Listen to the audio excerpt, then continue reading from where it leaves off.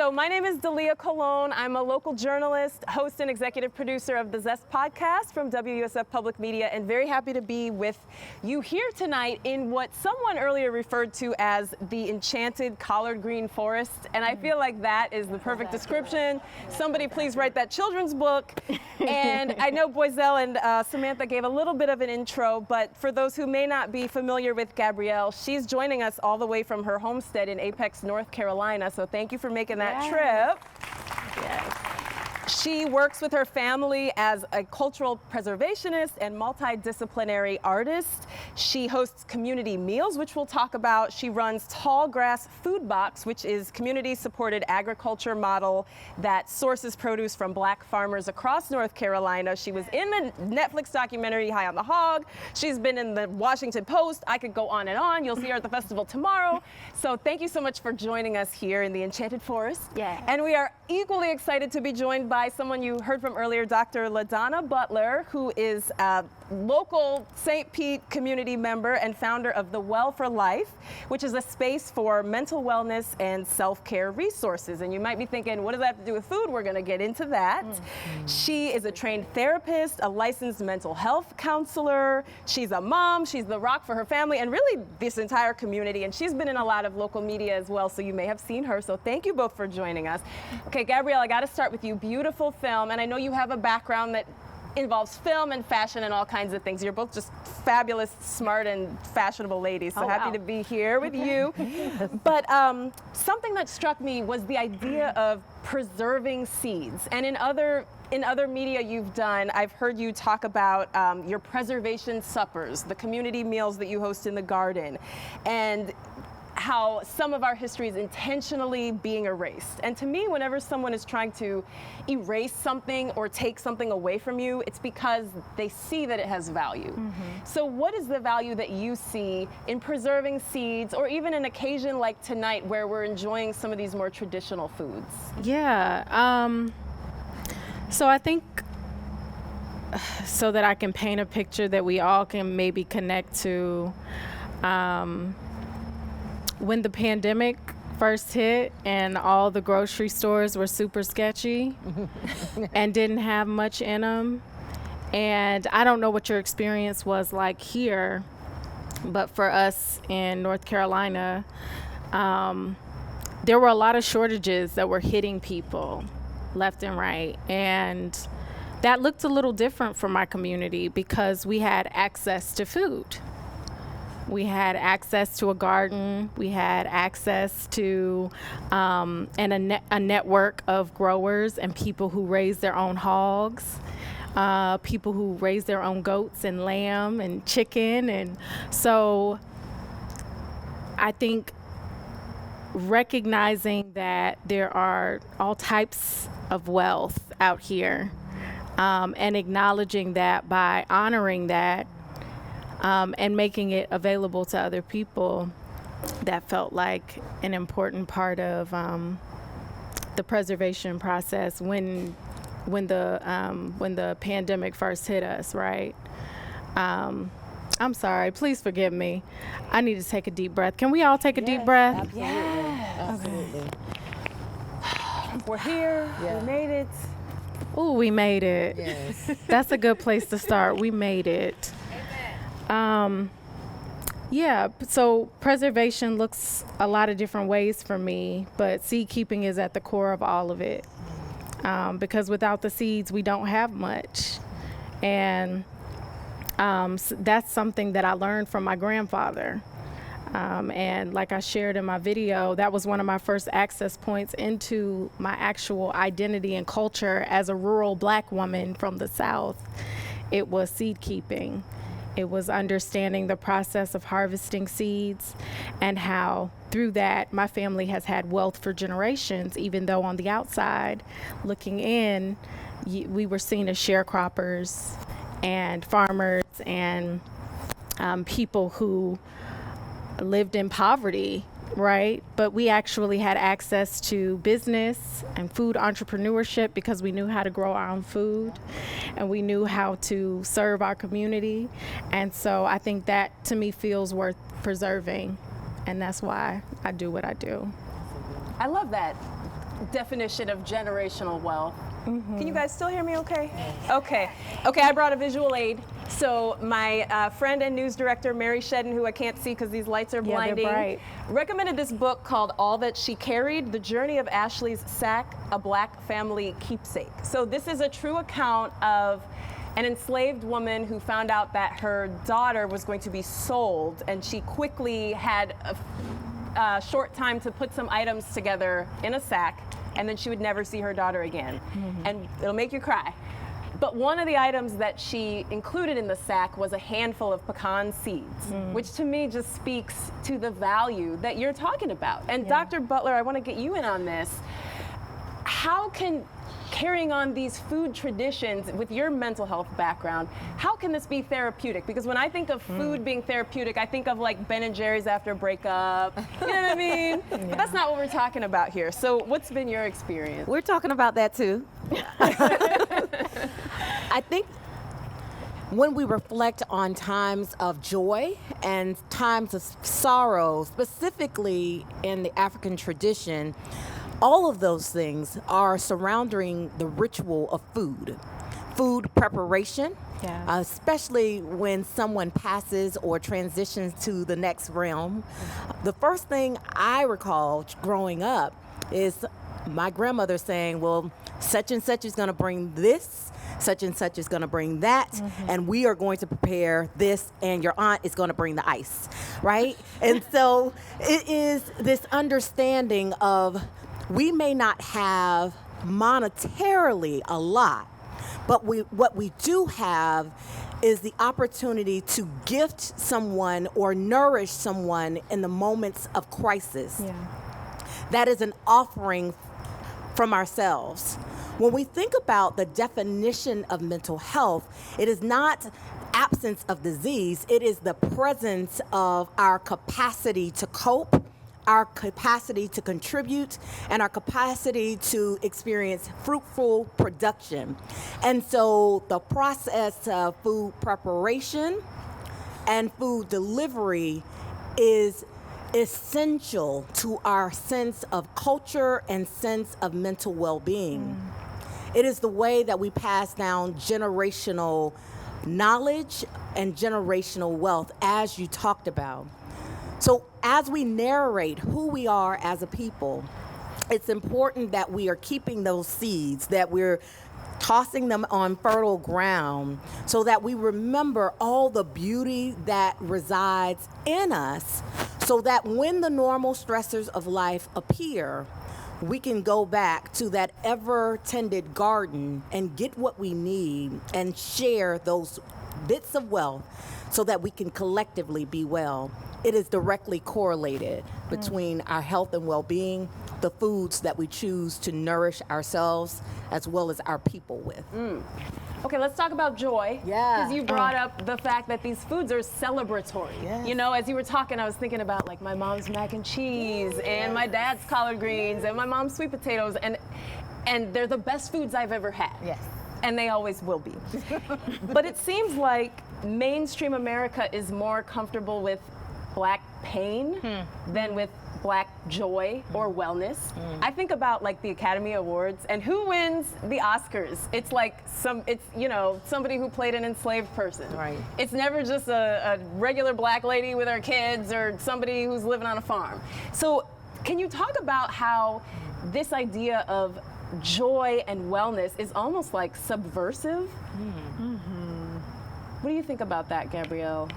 Because I felt joy watching you just in your element. Thank you for that. I feel like every day that I go out in the garden and plant something, especially when I plant new trees. So as you know, the highway came through our community, and construction is happening constantly in the front yard, from the gas lines that had to be moved to all the overhead lighting and the electrical stuff. It's every week there are new contractors in our front yard and essentially in the garden. And every time I go out to plant something new, to me, that feels like an act of resistance. Especially, you know, things that have permanence. I just got a magnolia tree recently, and I've been planning where I want to put it. And, you know, people that are coming up to do different things for the house, like I'm having the house painted, and really putting care and time and investing money and resources and energy into our home place. And sometimes people will come out, well, won't this house have to go because of the road? What are you doing? Why are you? And it's like, do you know how long we've been here? This is a celebration. Every day that we're here is an opportunity to celebrate. And I really look at that opportunity to plant something of permanence in the yard as a message to anyone who's working on this project and to our state that we intend to be here. We serve our community, we belong here. And I really feel like, you know, I feel that's at least one of the ways that I find joy, and it is, you know, a little subversive as well, you know, having the dinner parties in our yard, bringing joy, cultivating joy, and pouring libation, and, you know, lighting candles and stringing lights. Like, all of that feels like, no, we're still enjoying ourselves when Uncle Andrew comes to the house and plants, you know, and gets out in the yard. Like, that, to me, it all feels subversive because we're still here. We're still doing this work. You know, the stories continue. Yeah, I love that thought that our joy is resistance. The very fact that we can claim and make claim to things that are actively being fettered with, or people are taking actual steps to take. Correct, yeah. We take up space no matter how long we own the space to say in this moment, which is the only moment that we truly ever possess, is the moment that I choose joy. It's not in ignorance. It's not saying that I can't see highways coming to run through, but it is to say in this very moment, I choose to anchor in the things that I can make permanent, the memories that I can make, the stories that I can share, not only and hold within my belly, but share with my children, my grandchildren, my great-great-grandchildren, and will be told well after I am no longer in the space. And so, Gabrielle, as you are hosting garden parties in the front yard, you are also modeling for other people what to do in the face of horror, in the face of opposition and oppression, that we anchor in joy. We tell the truth, the complete truth, no matter who likes that piece of truth or not. And then we settle in our rightful place of ownership and our rightful place of belonging, because no one can take that away. We belong here. And so those are the messages that allow us to live well. Those are the messages that allow us to feel and experience freedom, even in the face of fear. I love that idea. Yeah. Anchor in joy. I need to get that as a tattoo. Yeah. But how do we do that? I mean, All right, then. we'll talk. Maybe if I drink a couple more of those, I'll have the courage to actually do that. But now, how do we anchor in joy just on a practical level? Because I can't just go out and plant trees all over the place. Or maybe I can. You good? All right, we'll talk about that later. But I want to know from both of you, do you have any just simple practices that we could all incorporate to kind of remain strong in that joy and to remain calm when there's, you know, trucks outside trying to build a highway through your property? I think for me, it's been exactly like what I came here to do, is spend time with the people that have been out here, right? And so my elders are a very important part of our community because they are the anchors, right? They have been here. They've seen way worse. You know, they've seen some things we can never imagine, and they also still kept their joy, and they still kept the ability to be with us and share with us and love on us and raise us. You know, my community really raised me. And I think of people like Miss Anna Clyde, who's 91, who's still in our neighborhood. You know, I can walk through the woods to her house and I'll go and just chill in the yard with her from time to time. Before the pandemic, I'd go over there and I'd watch her stories with her, honey. Days of our lives. Yes. Yeah. And I mean, it really, like, that's, in those moments, I find peace and I find joy and I find anchoring, because there's so much there. There's this transmission of energy and knowledge and even technology, right? Like, I learned about my history and gained so much information around my identity from sitting in kitchens and being with my great uncle Andrew on the porch, shelling peas. Shucking corn, you know, in the garden. That's where I learned my history. And so all of that feels like a way to, like, grab some joy. And you know, if you don't have elders in your life, or there is a community center here where I just met some of the most incredible people, and they really lit me up, the joy that they have around the garden that they're planting. So I think there's opportunities to just be with people. I'm so glad you brought up the community center, because Dr. Butler, I'm sure you have a whole bag of tricks for us. Maybe you could give us a few of just, you know, some centering practices that we could do in 5 minutes, 10 minutes. But then also, we have resources here in our community. We are the resource. So look to your left and to your right. Come on, Pastor. Right? The person next to you has great resource, has experiences, has struggles and strategies that have been developed out of places of pain, pleasure, and pause. They've developed those things, and if you sit with them long enough and are open to it, they will share. In our bellies, we desire to give. And for some of us, it takes a little minute for us to feel safe enough, but the people next to you are the greatest resource that we'll ever have. The being inside of you, you know, that being that sometimes has been silenced, has been told not to listen to itself. That's an important being too, being able to get quiet in your mind and ask yourself, what is it that I need today? What is it that I long for today? What is it that I yearn for? And being open to the gift of our feelings, as Ms. Moiselle shared during a homegoing celebration. She said our feelings are a gift. They give us information. And so the first resource is the people who are next to you, whether you know them or not, spending and slowing down enough to get to know the people and the stories and the strategies that are next to you. The second is the greatest resource is the gift that lives inside of you, because your body is consistently telling you what it needs, what it desires, what it longs for. And then vertically, the universe, the spirit, for me, my God, right? That tells me what is it that I need. And so I anchor in ritual, things that I do every single day, no matter how difficult the day is. And you only need one.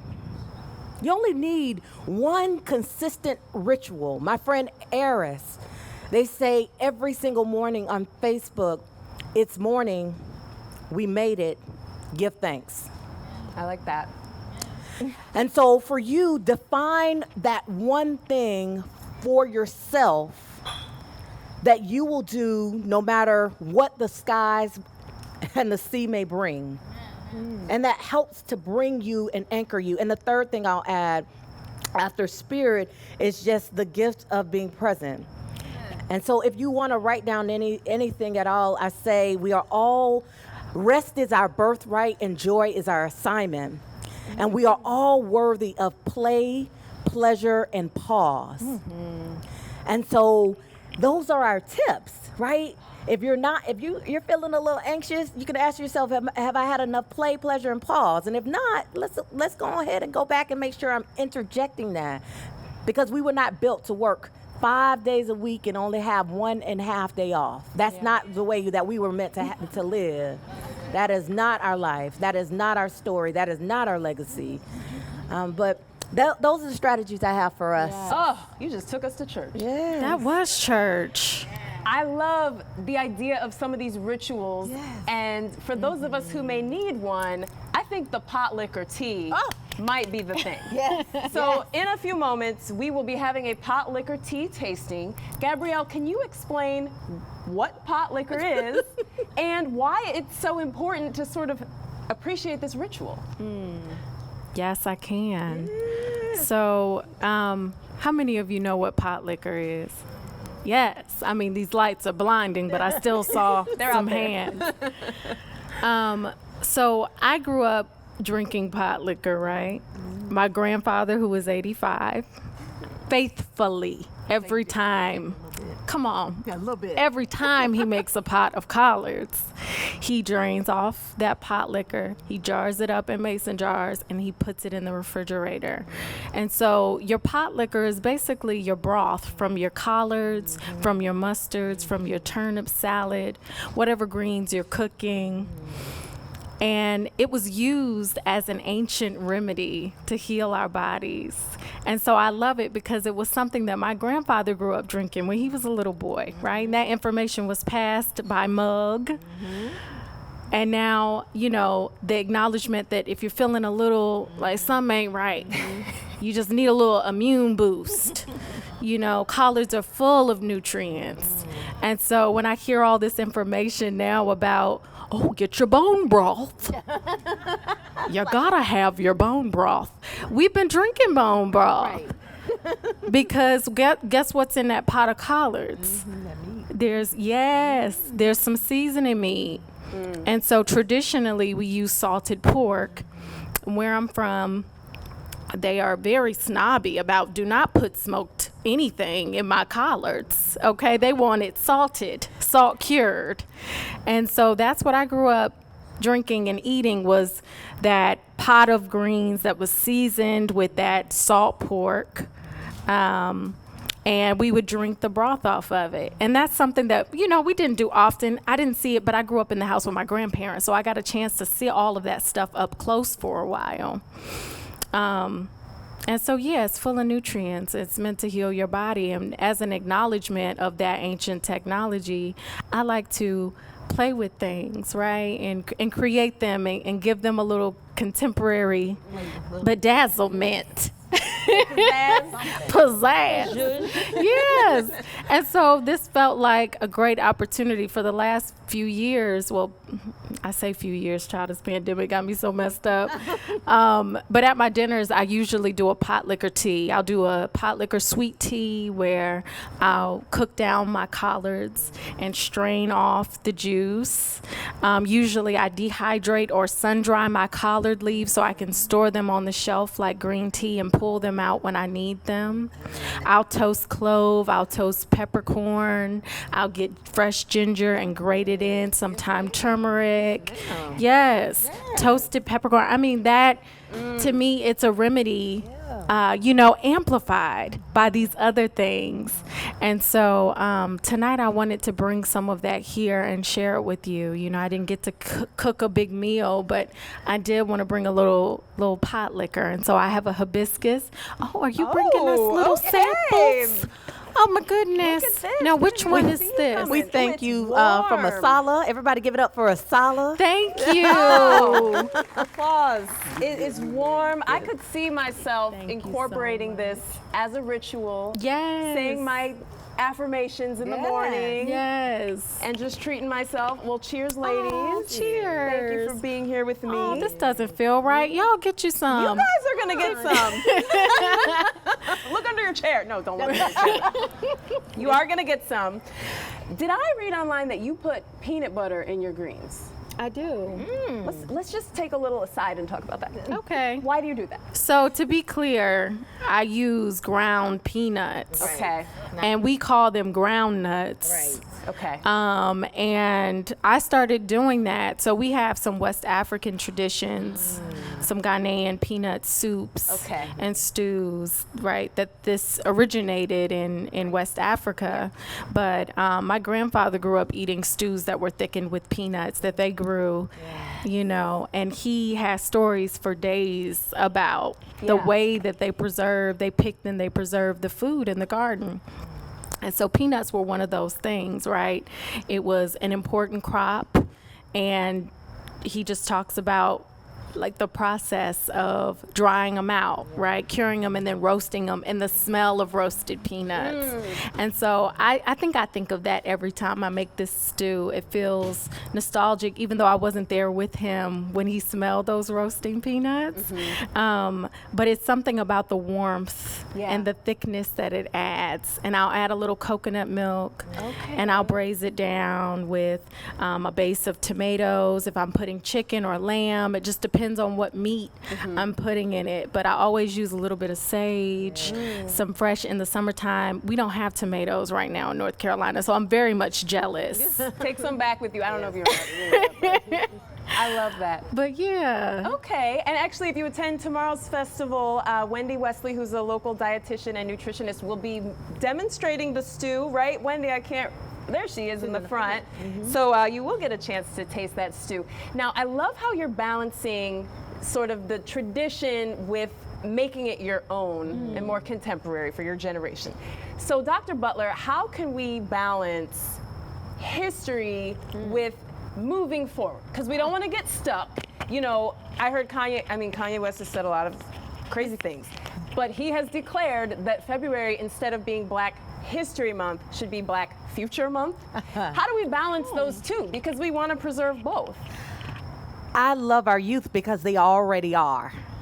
If we watch them, they will take something that's old and begin to infuse pieces of themselves in it. So tip number one, watch the youth, because they are modeling for us how to take something that is real and begin to infuse themselves into it, because I think they got the tip that they are worthy. Secondly, there's a couple of organizations that have begun to do that. There's one organization that's called Yay Art. I know, right? and these young folks are taking what they understand are the classics of art theory and music theory, and then incorporating the digital and digitizing it. They say our technology can handle it. So the same thing for our mental health, and even some of our, for our mental health, there are theories that just are true, right? About person-centered therapy. We then infuse it into affirming each other. That's the same thing. We just named it something else. So it's important that, number one, we reflect on our past and see where we show up. Secondly, think about the things that cause you to smile. Think about the things that cause your bodies to move and you know, and groove and vibe and all the other stuff. And then play with the ideas, get creative with it, and then do it in community with one or two other people until you find that it mesh. So read, right? So go back and reflect, and then be bold and courageous and add you in it.